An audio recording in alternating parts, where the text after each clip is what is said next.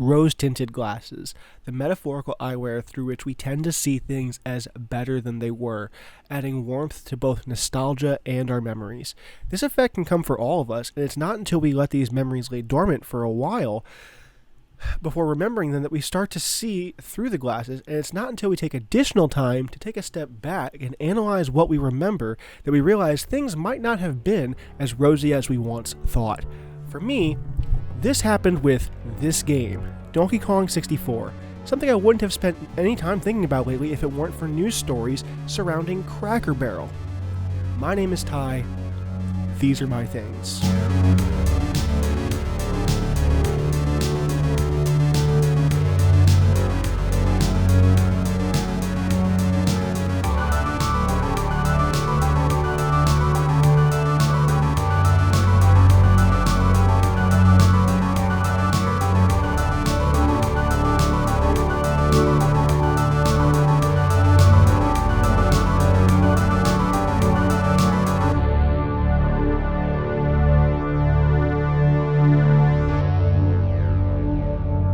Now, admittedly, I had an entire other video planned, filmed, and partially edited when the idea sparked into my brain to knock this one out first. If you're aware of what the original next episode was going to be, hang in there. It's coming, and it's screwing up my planned upload schedule. Over the course of time, video game consoles have been offered in a variety of packages. For example, if you bought an NES in America, you may have gotten one controller or two controllers. You may have gotten an NES Zapper. You may have gotten the robotic operating buddy, Rob. You may have gotten the Power Pad. You may have gotten Super Mario Brothers or a combo cartridge that had Mario and Duck Hunt. Or you may have had a combo cartridge that had those two plus World Track Meet, all just to name a few. If you got a console that didn't have a game packed in, well, obviously, you got to pick one up before you leave the store and take it home. You got to have some games to play on day one. When we got our Nintendo 64 for Christmas one year, the day one game that I got was Donkey Kong 64. Before that, I had played and enjoyed the Donkey Kong Country series, and so Donkey Kong 64 was a reasonable day one choice. Also with this gift came a strategy guide for the game, and I think this may have actually been the first strategy guide I'd ever owned. In fact, I'm sure of it. I had never had a book before that would tell you specifically how to play and beat a game. You'd think that'd make the game a no-brainer, but it doesn't address the skill issue. The N64 is a console that has one of the weirdest controller designs that we all somehow tolerated, and it was also a console in which 3D graphics were a big selling point. We got some 3D games on the Super Nintendo, games like Star Fox, which used polygons to render 3D starships in what was still ultimately a 3D on-rail shooter, and games like Donkey Kong Country used pre-rendered 3D graphics sprites to give an illusion of 3D models in what was still a 2D side-scrolling platform. The N64 brought forth full 3D games that not only rendered 3D models, but let us move in all three dimensions. Super Mario 64 was the introduction for many of us to Nintendo's new attempts at improving upon 3D on home consoles. I, for one, have never spent a lot of time with Super Mario 64. I historically preferred the 2D format for Mario games, and Mario 64 had a huge hurdle that the N64 and 3D games in general hadn't quite figured out yet, and that was camera control. To me, it was always clunky and counterintuitive, and I have yet to make a much-needed reassessment of the game now that I've found a 3D Mario game I love in the form of Super Mario Odyssey. And so, while we're in a new 3D world, camera controls still need ironing out, and Donkey Kong 64 was no different. This story brings me to a summer weekend afternoon. I was playing DK64 in my bedroom, strategy guide in hand, and I was in the second world, Angry Aztec, playing as Diddy Kong. The mission I was on was to unlock Tiny Kong.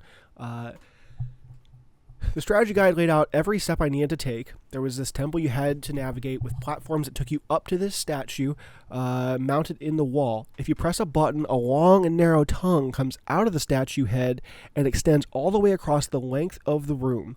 What you have to do is tiptoe across this long tongue within the time frame allowed, and if you can pull it off, you unlock Tiny Kong.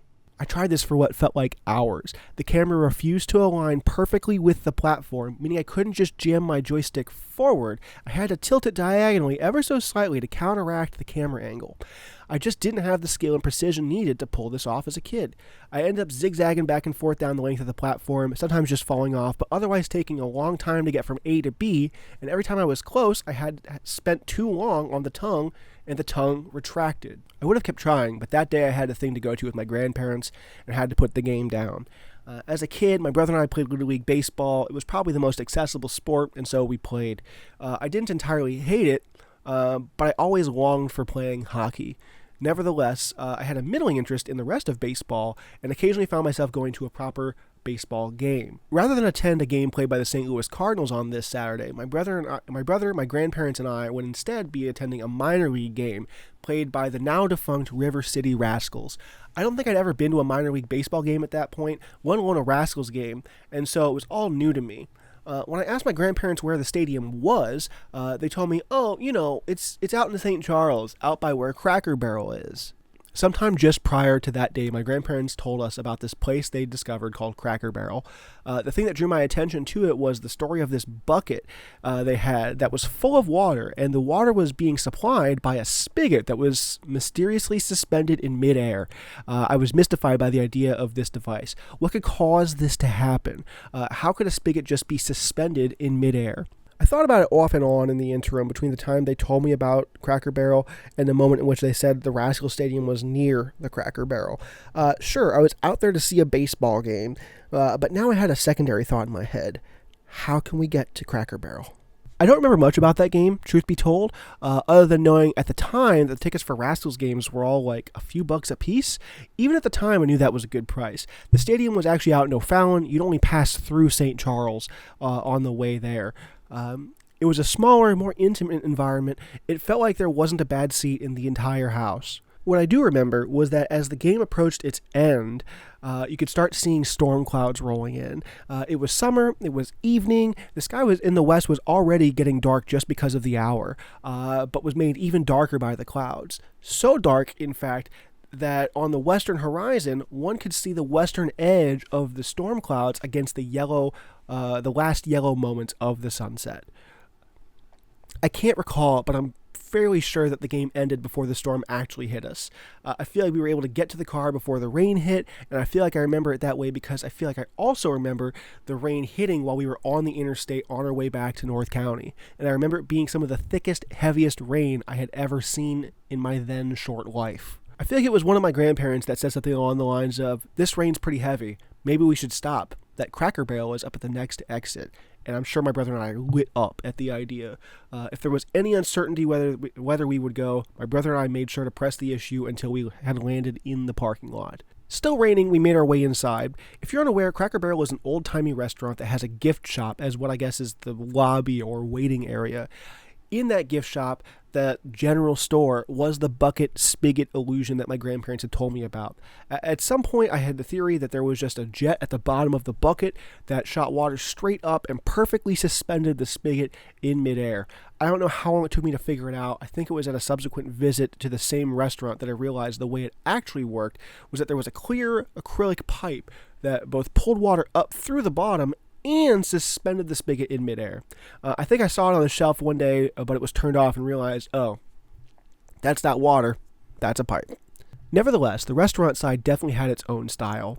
There were smaller tables that had these like checkerboard rugs on them for playing giant checkers. At the tables we sat at, there were these triangular logic games with golf tees in them. The objective was to leave only one of the golf tees in the triangle. To eliminate a golf tee, you had to jump over it like you might in checkers with another adjacent golf tee into an empty socket. I love logic puzzles and had to figure that game out as well. I'm fairly certain I had pancakes that night. For my entire childhood, I saw the place as a breakfast place, even though I'm sure they had a full range of meals. However, I think I've actually only ever gotten pancakes or other breakfast food from Cracker Barrel. I've always enjoyed it, but part of this is admittedly a little silly. But they give you these tiny glass bottles of syrup, and it's always been some of my favorite syrup. It comes to you hot and thin, and maybe that's all there is to it, just heating it up. But it felt like it was a better syrup than what my parents or grandparents had kept at the house. It's little things like this, the old-timey aesthetic of the place with all the vintage ads or tools or kitchenware and stuff nailed to the walls, the little wooden puzzle triangle on the table, the carpet checkers on other tables, the little bottles of hot and thin syrup, the way the place was lit, the rocking chairs out front. Sure, in the end, it's just a restaurant at which I've only ever eaten pancakes, and I can make pancakes at home. Sometimes going out to eat means also having an experience. Over the years, I would go to Cracker Barrel with my grandparents several times, especially during summer breaks when I'd spend weekdays at my grandparents' house when my parents were at work. I was very fortunate enough to have a set of grandparents that lived right down the street from me, and so it was trivial just to go over to their house instead of being put in daycare or having a dedicated babysitter. Obviously, we can't go out to eat every day of the week, but anytime we had a chance, that's where we could go. We were stoked. In the time since, both of my maternal grandparents have passed away. Unfortunately, that is a part of the cycle of life. I'm lucky to have had as much time and contact with each of them over my life, where some people don't even get to meet any of their grandparents. I have no complaints there whatsoever.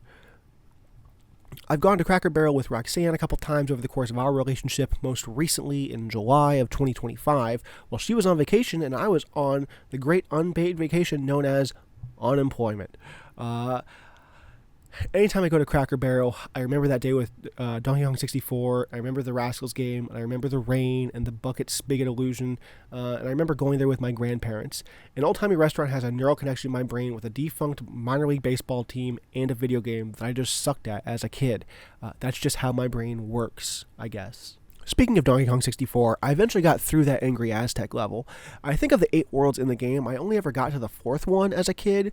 Again, I had the strategy guide, but that doesn't mean I had the skills to actually pull it off. I think in what was 2019, I decided to follow through with this game. I ordered a new copy of the strategy guide that I had as a kid, and had already replaced my lost copy of DK64. I had some friends that wanted to watch as well, and so I started doing this weekly video game session, and that's what actually evolved into my Twitch stream. We all met in person, and DK64 wasn't streamed at all, but the idea of playing a video game every week for people to watch started with Donkey Kong 64. It took several weeks to beat the game. It didn't take me long to get into territory I'd never been in before either, and so a lot of the sessions I played were me just trying to work through all the new content I'd never seen. Towards the end of the game, I was very much over it, even though I still had a long way to go. Something about the collect-a-thon nature of the game, having to acquire all these bananas or blueprints or tokens or whatever just to progress, was boring me beyond belief. And this is a common criticism of the game, but at this point, I was committed. By the time I finally beat the game, I was ready to shelve the game forever. I had, up until that point, held the game in such high regard. I had only ever played it far enough as a kid to be up against a skill ceiling, not a mechanic ceiling. As such, I assumed that once I broke through that skill ceiling, my skill would take me the rest of the way, and I feel like that wasn't the case. This is those rose-tinted glasses I was talking about earlier. I realized after finally beating the game that it wasn't all I remembered it to be. And that sucks, man. I like to believe that my subject analysis is infallible, that the way I remember things was the way they were. But this is an all too common trap. We have to take a look around once in a while, reassess what we've come to know and enjoy, and ask ourselves, is this what it was before? Does it still mean the same thing to me? And evidently, that's what's going on at the corporate offices of Cracker Barrel, and boy do I think they need to knock it off. Part of what spurred that last trip to Cracker Barrel with Roxanne was because in July 2025, TikTok users had started posting about the various remodeled Cracker Barrels around the country, rolling out the company's new look. Gone are the walls textured with wooden lattice panels. Gone was the old-timey look. It looked like some Season 1 HGTV show got its hands on a Cracker Barrel and modernized it while trying to make what seemed like disingenuous attempts at maintaining the company's heritage. The walls were white instead of dark gray. There aren't nearly enough washboards nailed to the wall. The place was, unfortunately, and perhaps most egregiously, very well lit. Luckily, our Cracker Barrel, the one that I went to with my grandparents, had not yet been subject to that change. I wanted to get in there at least one more time before we lost it to this awful remodel. I took a picture from our seat and posted to Facebook lamenting that any corporate dope thinks this needs modernized at all. I've been sitting on this for weeks now, and it's just been the threat of a remodel. Ultimately, I have better things to worry about than whether or not Cracker Barrel, as I know and love it, goes away. And so it just more or less was a background thought for me since I started seeing those TikToks. But then, this week, they unveiled a new logo. Do I care about this new logo? Nah, not really, to be honest. But it was what felt like the first confirmation overall that Cracker Barrel was leaning into this modernization. I don't think the logo is altogether bad. Same color scheme, same font. It just seemed to remove the white guy and the barrel from the logo. Read into that whenever you want, I guess. However, it's the corporate side of things that bothers me. It's the talk about modernizing it and trying to get ahead of the curve, trying to build the Cracker Barrel for today's and tomorrow's memories at the cost of Cracker Barrel's memories from yesteryear, at the cost of memories like mine. When I see videos taken from inside of those remodeled Cracker Barrels on TikTok, I don't think of the times I spent with my grandparents. I don't think of the bucket or the checkers or that level in Donkey Kong 64 or the River City Rascals or the rain. I just feel, nothing. And that's not what I want to feel while inside of a Cracker Barrel. There's a variety of theories as to why this is happening, some of which I don't particularly care for, some of which I think have some merit. One of the first theories I heard was that they were remodeling stores that are in areas where the franchise was less likely to survive, making it easier to sell off the restaurant, its assets, and making it easier to be remodeled yet again into another business once the locations have been sold to other companies. This seemed to make the most sense to me, and maybe it's just because I wanted to believe it, since if I just believed that our Cracker Barrel and the market we're in to be in good health, it would never be in danger of being remodeled. Another theory I've heard is that this is some kind of low-key, covert, hostile takeover by investors. They're trying to get the company to fold so that they can sell off the resources to other companies. I'm not too read up on this theory. I don't know much about how it works or if it has much merit. If I invest in a company, though, I want them to succeed. But also, we saw with GameStonk that there's obviously ways for investors to profit from companies failing instead of succeeding. Steak and Shake, another company that has decided to change its public image this year, even commented on it this week, criticizing Cracker Barrel's step away from Americana and its heritage. Steak and Shake, for the record, used to be my favorite burger place. However, since the turn of the year, they have just been changing into this bizarre tech bro, red pill, make America healthy again personality in the quick service restaurant world, and I hate it. The use of AI to generate images for social media posts showing how much they love Teslas and Elon Musk and RFK and Bitcoin now, on top of all their new obsession with beef tallow, going so far as to sell beef tallow soap. Hot take, if I'm going to Steak and Shake or any other fast food restaurant, I have waived my interest in my health. As such, I've seen their alignment with RFK and Elon Musk as solely political, and as such, I've stopped eating there altogether. The importance of Steak and Shake criticizing Cracker Barrel to me is that Steak and Shake is owned or otherwise controlled by Big Laurie Holdings. Big Laurie is run by a guy named Sardar Big Laurie, an entrepreneur that's also invested in Ferrari and Maxim and Jack in the Box, to name a few, and a man whose only line in his Wikipedia page's personal life tab says that he endorsed Donald Trump for president in 2024. And so, yeah, it's political. However, the other big investment that Big Laurie has made that I omitted above, of course, is Cracker Barrel. That's right. Big Laurie's big product, Steak and Shake, is publicly and openly criticizing another company in which he has heavily invested via social media, going so far as to call for the firing of Cracker Barrel's CEO.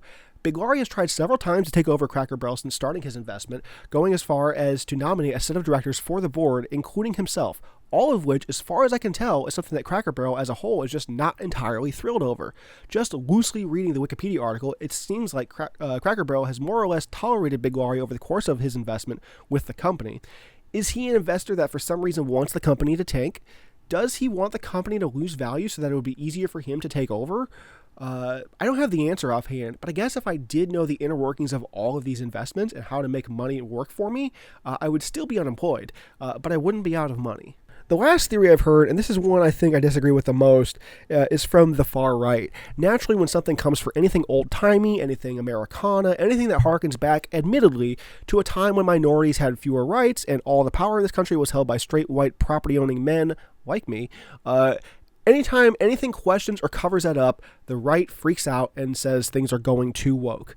I've seen both Matt Walsh and Glenn Beck and others already lead the charge, calling this the result of a female CEO that sees going woke as the most important driving force behind corporate imagery. Here's the thing, though. Cracker Barrel has been a progressive company for a while, actually.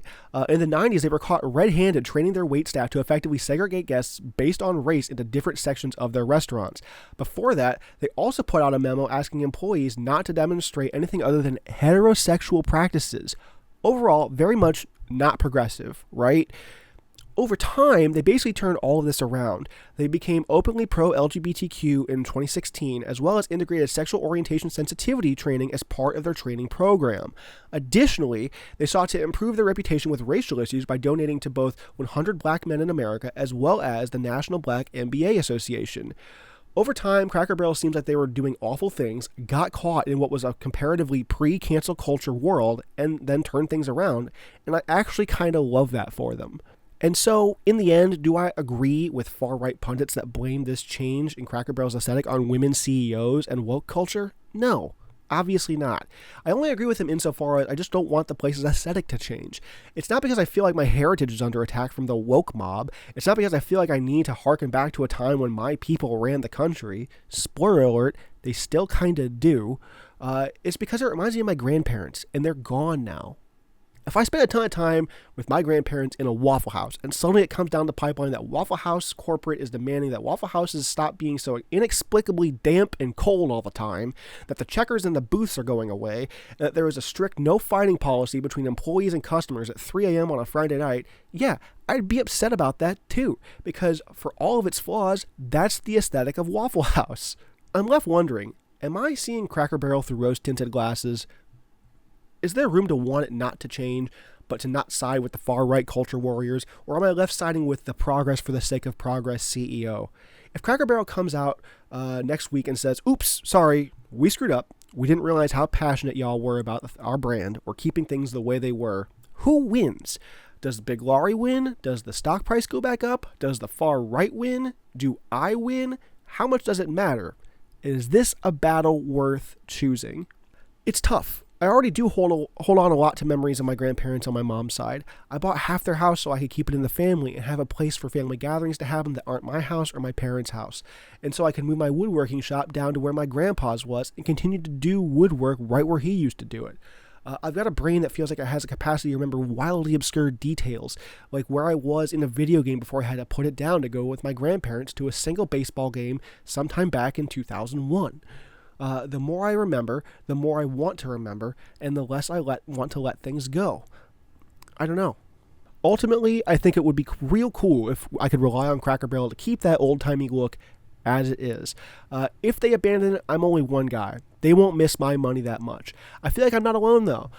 It's just unfortunate there are people in this country who have exponentially more money than like 90% of us, whose sole interest in the aesthetic of Cracker Barrel is whether or not it makes them more or less money, or whether it paves the path towards a complete corporate hostile takeover of a company and its assets. In the end, I just wanted to share this story. While this isn't the exact Donkey Kong 64 cartridge I had as a kid, and I'm pretty good about keeping things, as I never seem to want to sell or get rid of anything, the memory is still there. Maybe that's the takeaway. The memory should live up here, not in a restaurant. I'm not admitting defeat. I still hope that Cracker Barrel realizes that tons of people crave their aesthetic, but there's a non-zero chance that I'll have to move on, just like I had to eventually learn that Donkey Kong 64 was not as good of a game as I hoped it would be. I had another video totally planned for release, and it got shelved in favor of this one. And so thanks for hanging around to the end, and I hope you come back for the next episode. My name is Ty. These are my things.